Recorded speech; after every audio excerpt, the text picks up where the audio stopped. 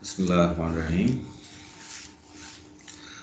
हदीस कुदसी है, मैं अपने बंदे के लिए वैसा ही करूं, वैसा ही हूं जैसा मेरे मुतल्लिक वो ख्याल करे। जब वो पुकारता है तो मैं उसके साथ होता हूं। तो ये बड़ा बुनियादी कॉन्सेप्ट है दीन इस्लाम का कि इंसान अल्लाह से जैसा गुमान करता है, अल्लाह उससे वैसा ही मामला करता है। अगर अल्लाह से इंसान ये गुमान करके अपनी ज़िंदगी गुजारे कि मेरे मसले सारे अल्लाह ही हल करेगा, तो उसके मसले अल्लाह हल करता है। और अगर वो ये ख्याल करके ज़िंदगी गुजारे कि अल्लाह तो हल नहीं करेगा, मेरे मसले हल करेगी, तो फिर अल्लाह वैसे मामला करता है। तो अल्लाह ताला जो है हमें, जैसे इकबाल का भी शेर है, ये जो एक सजदा जिसे तू गरां समझता है, हज़ार सजदों से देता है आदमी को निजात। तो इस्लाम का फ़लसफ़ा ये है कि इंसान एक ही के आगे झुके, एक ही से मांगे, तो बाकी किसी के आगे झुकने की ज़रूरत नहीं होती इंसान को। अल्लाह ताला हम सबको ऐसा ईमान नसीब फरमाए और उसके मुताबिक अमल करने की तौफीक अता फरमाए। So today is the second lecture on GRASP principles and patterns. And in previous lecture we covered four principles, that was information expert, creator, polymorphism, and controller. So today we are going to cover five more principles, and namely these are low coupling, high cohesion, pure fabrication, indirection, and protected variations. So these are basically principles, and these are concepts which any software professional should be knowing when he applies his knowledge on various software designs, to develop some design, to analyze any particular design. So we start from low coupling. By definition, we say that coupling is it measures the degree of dependency that exists between modules. I repeat, it measures the degree of dependency that exists between modules. So, dependency is a generic term, and we should know, when we say the dependency, then we should know what we mean by dependency. So, we take the example of, for example, two classes A or B. So, we will say that A is coupled with B. We are not saying that B is also coupled with A. No. If A has knowledge of B, then we say that A is coupled with B. B may or may not have knowledge of A. If B will have knowledge of A, then we will say that B is also coupled with A. So the knowledge depicts the coupling. A is coupled with B. If A is coupled with B, it is not necessary that B is also coupled with A. Both this is how we depict with in with the bidirectional or directional associations, directional dependencies, or any other relationship in UML. So if it is unidirectional relationship, it means that the coupling is unidirectional. If it is bidirectional, then it means that coupling is bidirectional. So let's see a few concepts of the coupling. Example, the first example is that A is coupled with B if A uses a service or method of B. If A uses service or method of B. For example, within the body of A, we might be using some method of B. Method here is given name M. B is, for example, an instance of B class.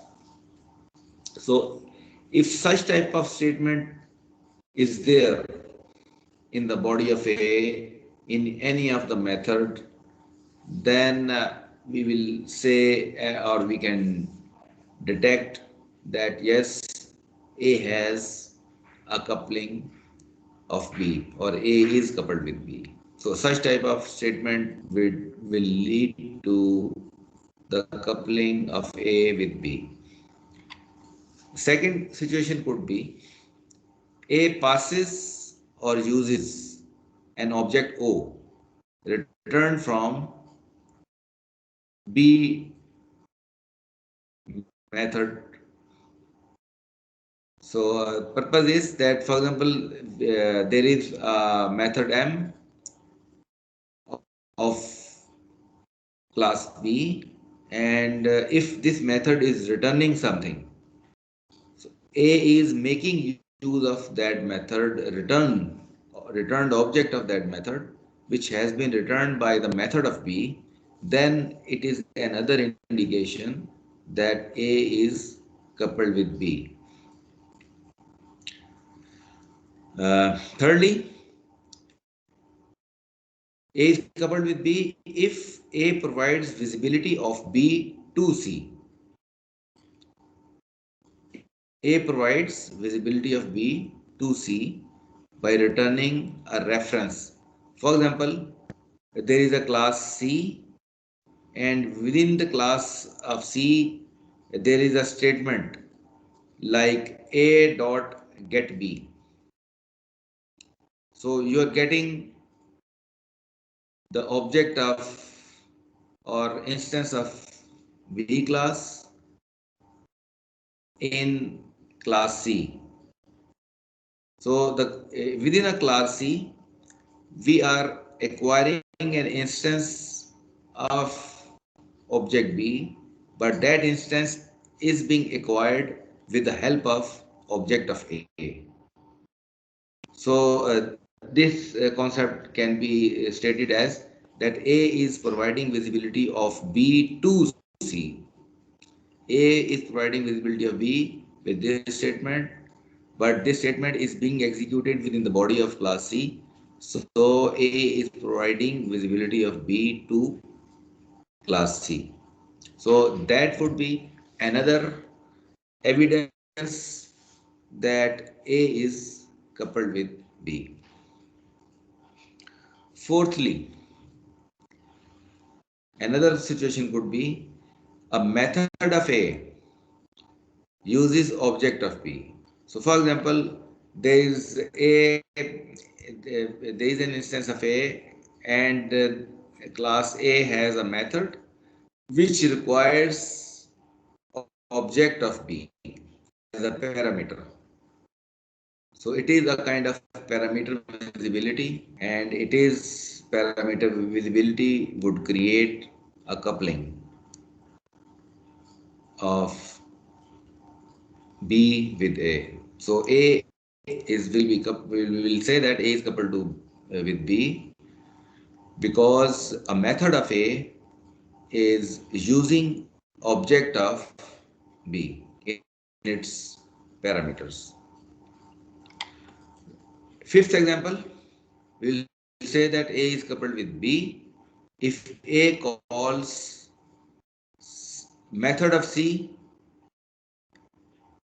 which requires object of B, which expects an object of B. So A is calling a method of C, but this method of C requires an object of B. So again, A is indirectly coupled with B, but it is coupled because it needs visibility of B, only then it can pass the parameter. Same is the case here. If A is any method of A required to pass object of B as a parameter, and A must have visibility of B, only then it can pass. So that is a fifth indication or evidence that A is coupled with B. So hence increasing the coupling is easy. So if you not do a careful design, it's very easy to increase your coupling in design. Okay. whereas minimizing the coupling requires careful design. अगर आप बेधरे इधर object बनाया, उधर use किया, इधर object create किया, उधर बनाया, without consideration of any coupling, as you have been doing in your bachelor programming, so that is obviously not a good programming. So that's why a design comes in, that a good programmer makes a good design, or you can say that experience teaches makes a good designer. A good programming experience, extensive programming experience makes a good designer. But the fundamental concepts are very important. If you have fundamental concept that okay, these things may increase the coupling and coupling is bad, then you may create your objects carefully. You may use your objects carefully, and careful design is obviously that leads to reusability, cohesion, and lower, ultimately lower maintenance costs. So any question or query on this slide? Sir ये जो third point है इसमें हम ये भी बोल सकते हैं कि C is also coupled with B.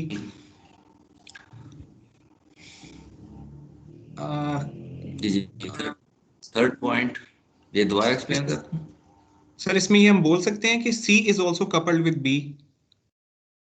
हाँ, सी तो है ही है, सी भी कपल्ड है इसमें और बी भी कपल्ड है, ए भी कपल्ड है. बिल्कुल ठीक है, यहाँ डबल कपलिंग है. क्योंकि यहाँ पे जी बताएं. देखिए ना, अल्टीमेटली जब ए का मैथ ए जब रिटर्न करेगा ना ऑब्जेक्ट बी का, तो वो ऑब्जेक्ट तो सी में आ गया ना, लेकिन सी इनडायरेक्टली कपल्ड है. यानी उसने सी ने इंस्टेंस खुद क्रिएट नहीं किया, लेकिन for its functioning C requires object of B. तो इनडायरेक्टली कपल तो हम कह सकते हैं, लेकिन डायरेक्टली कपल्ड नहीं है. It is coupled through a. ठीक है सर, इस तरह अगर ट्रांजिटिव कपलिंग हो तो फिर हम उसको इनडायरेक्ट कपलिंग बोलेंगे, अगर बीच में एक और भी ऑब्जेक्ट आ रहा है तो. जी, ये इनडायरेक्ट कपलिंग हो जाएगी. बिल्कुल ठीक है, सही हो गया. तो एनी अदर क्वेश्चन?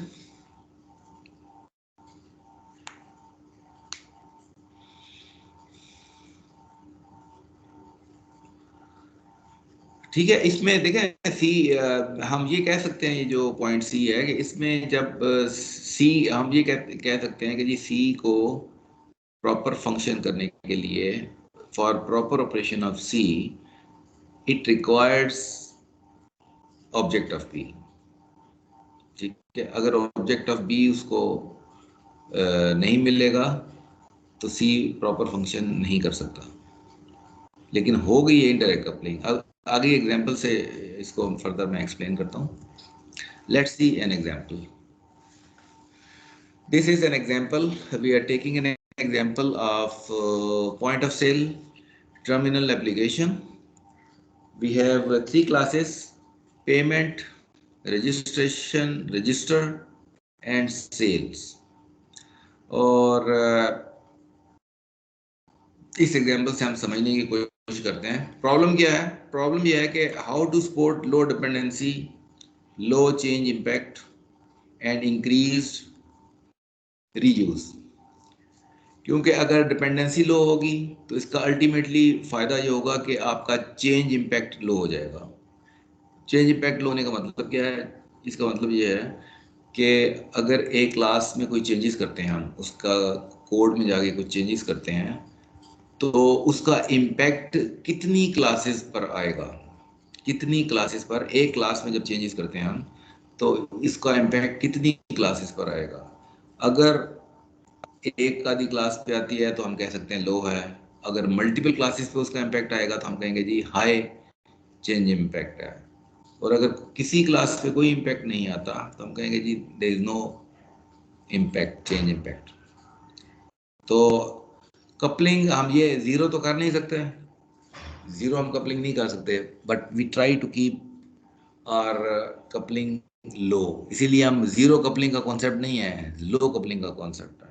लो कपलिंग ये है कि एक कम से कम एक कनेक्शन हो तो it will B low coupling. अब जैसे जैसे हम कपलिंग बढ़ाते जाएंगे चेंज ऑफ इम्पैक्ट बढ़ता जाएगा और रीयूज की जो पोटेंशियल है वो कम होता जाएगा। अगर हमारी डिपेंडेंसी लो है, चेंज इम्पैक्ट लो है, तो हमारी उस क्लास की रीयूजेबिलिटी बढ़ जाएगी, उसे हम बड़ी आसानी से मुख्तलिफ जगहों पे यूज़ कर सकते हैं। ठीक है जी। तो that is a problem, that how to achieve और how to support low dependency. अब सोल्यूशन क्या है? सोल्यूशन ये है कि असाइन रिस्पॉन्सिबिलिटी सो दैट, यानी कि रिस्पॉन्सिबिलिटीज को हमने इस तरह असाइन करना है सो दैट कपलिंग रिमेन्स लो। अगर कपलिंग लो होगी तो डिपेंडेंसी लो होगी, चेंज इम्पैक्ट लो होगा और रीयूज हमारा ज़्यादा हो जाएगा।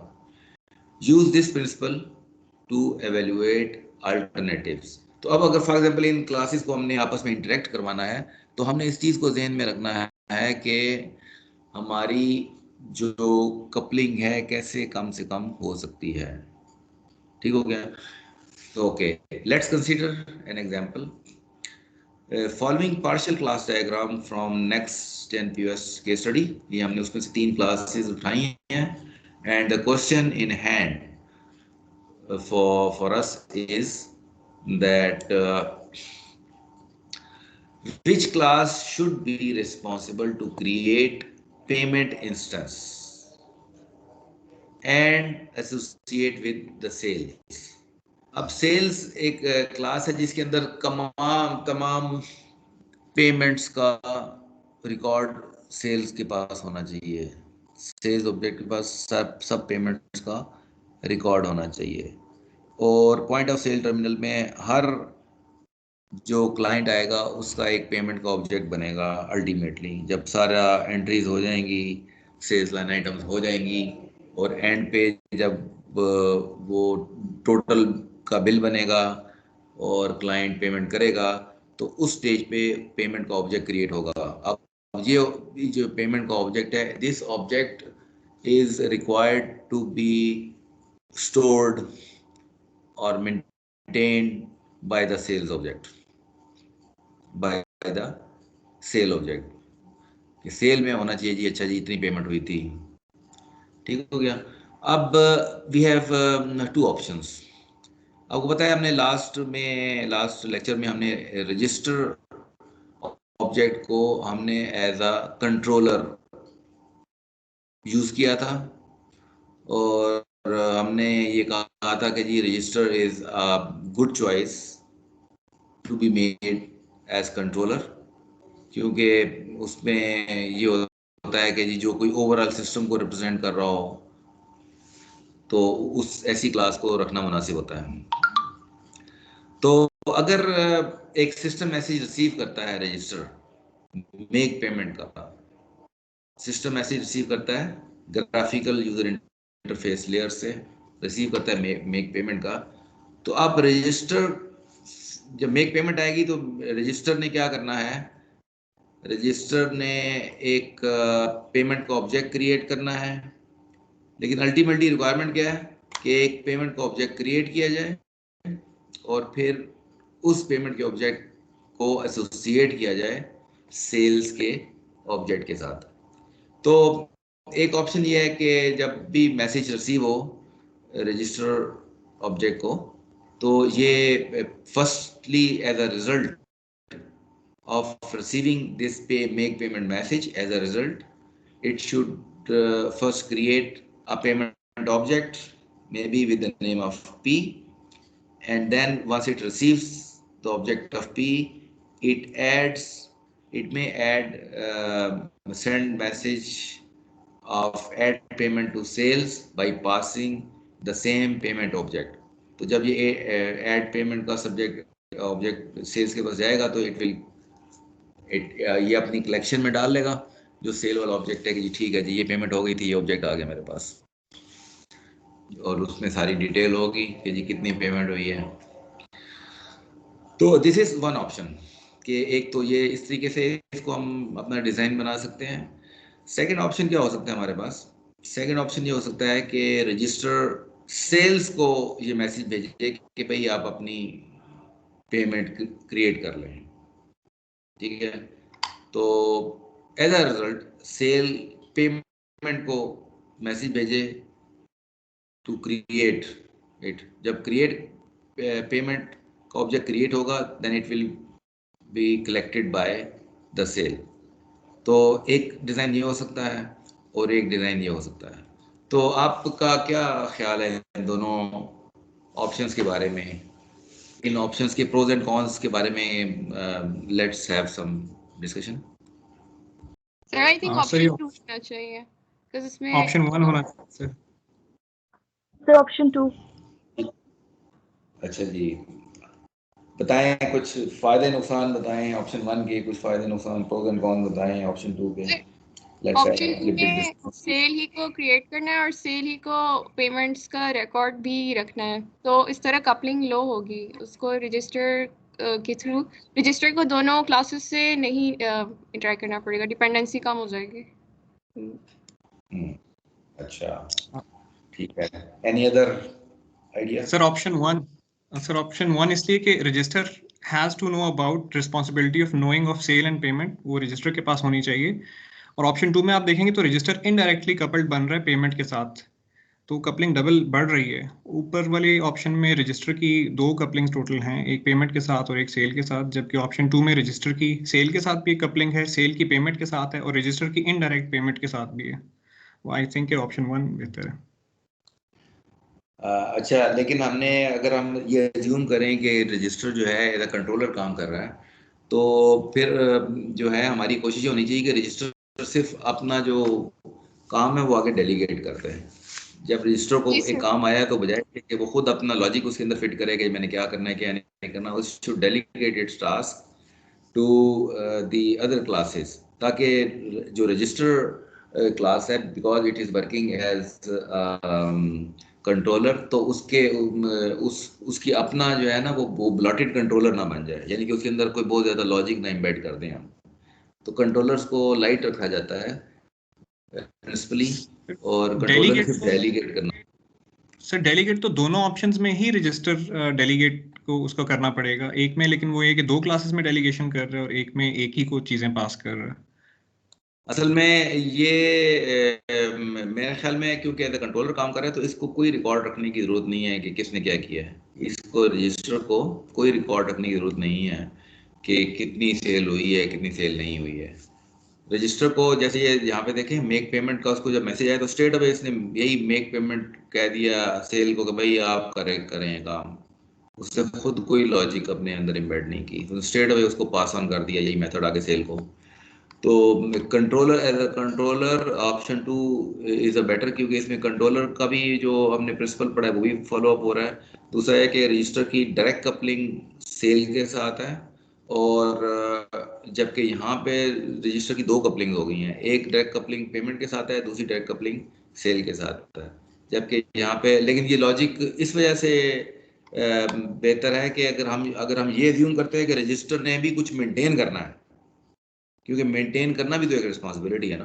तो रजिस्टर ने भी अगर कुछ मेंटेन करना है तो फिर तो ये ठीक हो सकता है, लेकिन अगर रजिस्टर ने खुद कुछ मेंटेन नहीं करना, उसने कुछ याद नहीं रखना, कोई डेटा कोई रिस्पॉन्सिबिलिटी ऑफ नोइंग नहीं है, तो simple delegation would be a better option, जो कि ऑप्शन 2 है कि शुड सिंपली डेलीगेट, भाई आप ये काम करें।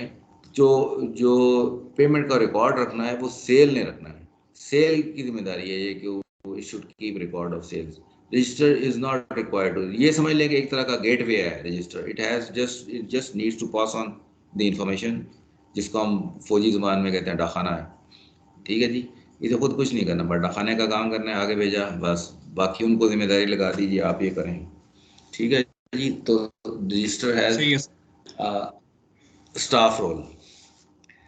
ठीक हो गया जी, तो it was good and healthy discussion. Hopefully इसको अब थोड़ा सा फॉर्मली इसकी डिस्कशन को अगली स्लाइड पे देखते हैं।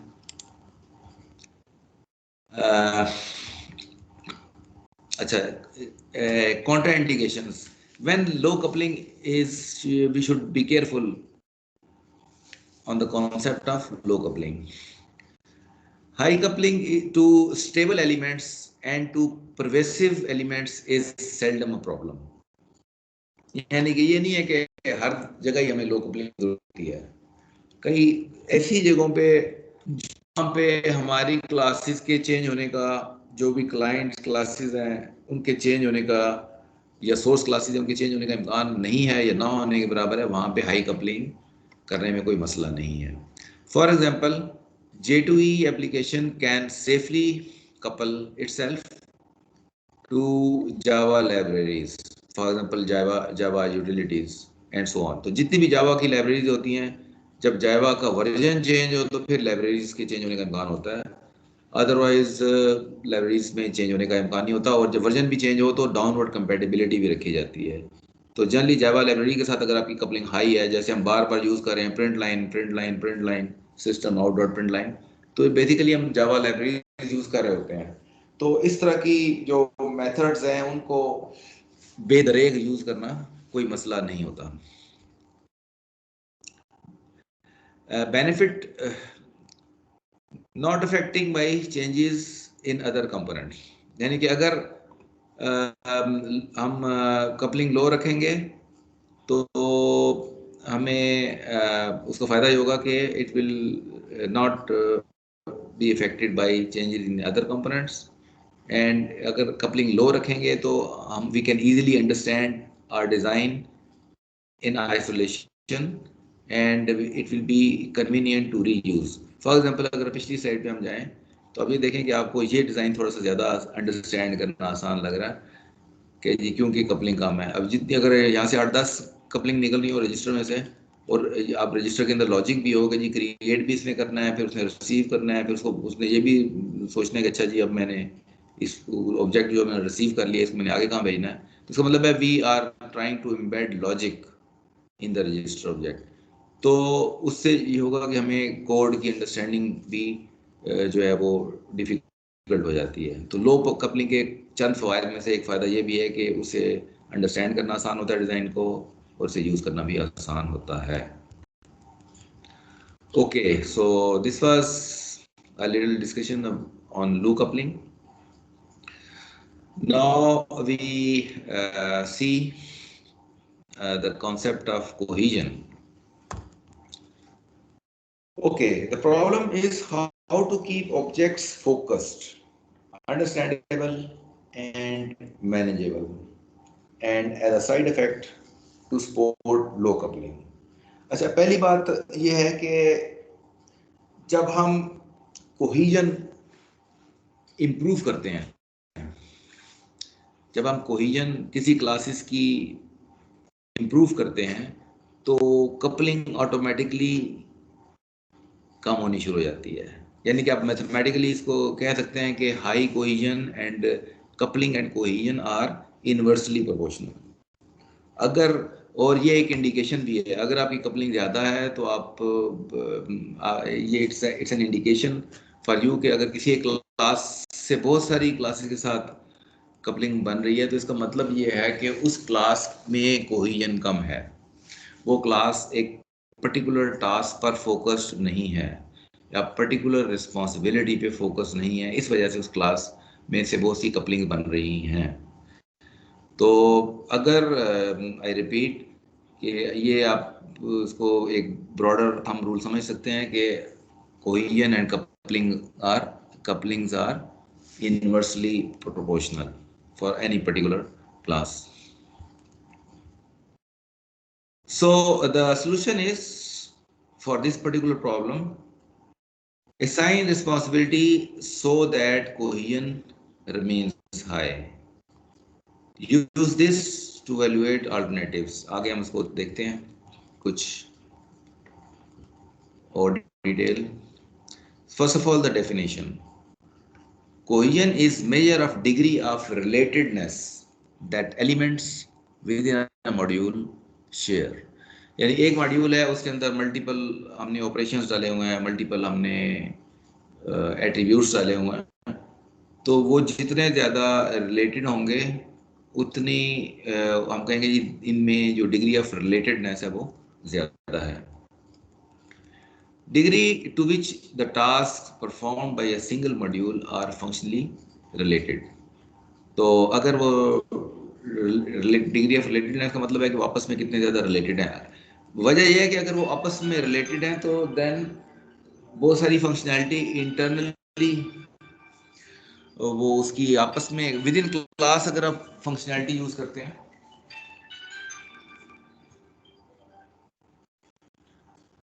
अगर आप आउटसाइड ऑब्जेक्ट्स को कॉल करते हैं तो इसका मतलब है कि आपको कपलिंग चाहिए। लेकिन अगर आपके बहुत सारे काम विद इन ही क्लास हो जाते हैं तो इसका मतलब है आपको आउटसाइड कपलिंग नहीं चाहिए। तो आपके जितने एट्रीब्यूट्स या मेथड्स जो हैं वो रिलेटेड होंगे, वो और एक ही क्लास के अंदर होंगे, तो that operation can be perform with in a class. For example जब हम गेटर सेटर बनाते हैं तो गेटर सेटर की जो है वो आउटसाइड कपलिंग कोई नहीं है, उसका एट्रीब्यूट भी क्लास के अंदर ही होता है, उसी से गेटर सेटर बन जाता है। तो जब हम इसीलिए गेटर सेटर रिकमेंडेड होता है कि आप क्रिएट कर लें, क्योंकि अल्टीमेटली गेटर सेटर्स का डिज़ाइन पे कोई नेगेटिव इम्पैक्ट नहीं होता। वजह यह है कि गेटर सेटर कोई आउटसाइड कपलिंग क्रिएट नहीं कर रहे होते हैं, लेकिन आपको एज अ डेवलपर फ्लेक्सिबिलिटी दे रहे होते हैं। Okay, third point, a class with low cohesion does many unrelated things or does too much of work। तो इसी तरह अगर हम एग्जांपल लें जो है कंट्रोलर की, तो अगर कंट्रोलर्स की कपलिंग बहुत सारी हैं तो इसका मतलब है कंट्रोलर फोकस्ड काम नहीं कर रहा। कंट्रोलर का काम होना चाहिए डेलीगेशन, लेकिन अगर वो बहुत सारे काम कर रहा है तो इसका मतलब है कि वो जो है कपलिंग का जो टास्क है, जो उसकी जिम्मेदारी थी, वो उसने कोई और काम शुरू कर दिया। Okay, fourth, such classes are undesirable, यानी कि ऐसी क्लासेस जो कि अनरिलेटेड काम बहुत सा कर रही होती हैं, वो such classes are undesirable. They suffer from following problems: hard to comprehend, hard to reuse, hard to maintain and delicate. Delicate क्यों? कि कोई भी थोड़ी सी भी कोई चेंज होगी किसी कपल्ड क्लास में तो ये क्लास ब्रेक हो जाएगी, आपको इसको रीकोड करना पड़ेगा। That's why such classes are called delicate, कि थोड़ी सी भी चेंज कहीं होगी किसी पर्टिकुलर क्लास में तो इस क्लास को आगे जा दोबारा आपको रीबिल्ड करना पड़ेगा, लॉजिक सीधी करनी पड़ेगी अपनी, because these classes it will remain constantly affected by the change of coupled classes। ठीक है जी, any question, query, comment on this slide?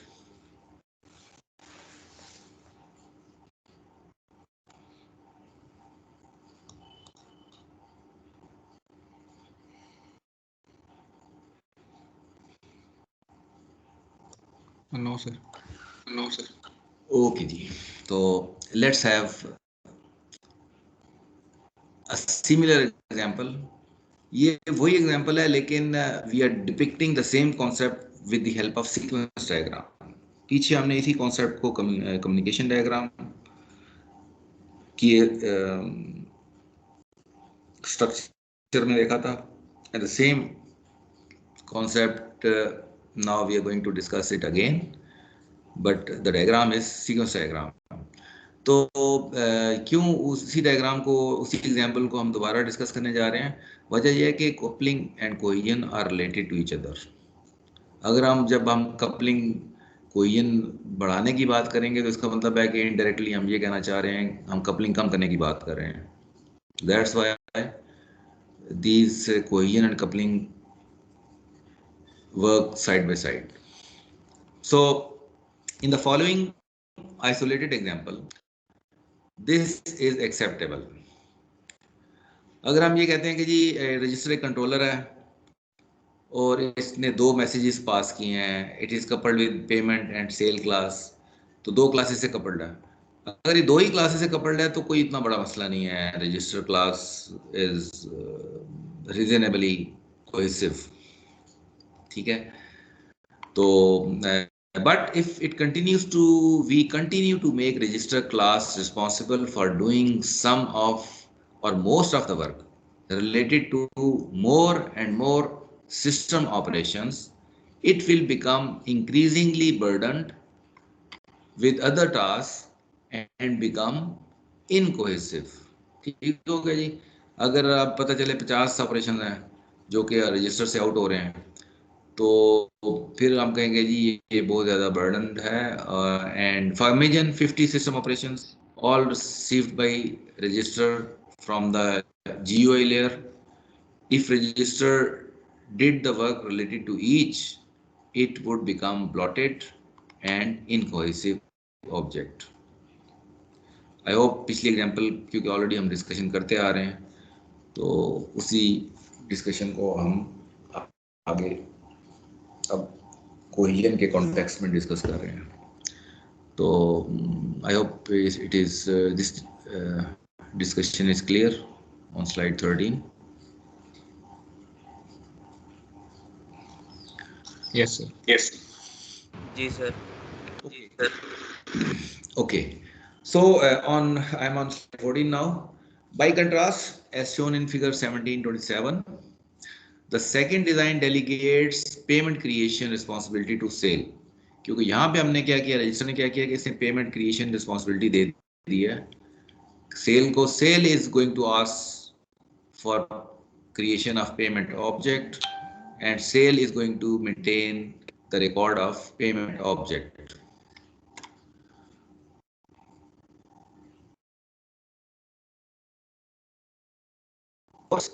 High cohesion in the register. तो रजिस्टर में कोहेजन हो गई, उसकी जिम्मेदारी एक थी, डेलीगेशन वो उसने कर दी. तो by concept it is cohesive. Since second design supports both cohesion, high cohesion and low coupling, it is desirable. So such kind of design is better than the previous design.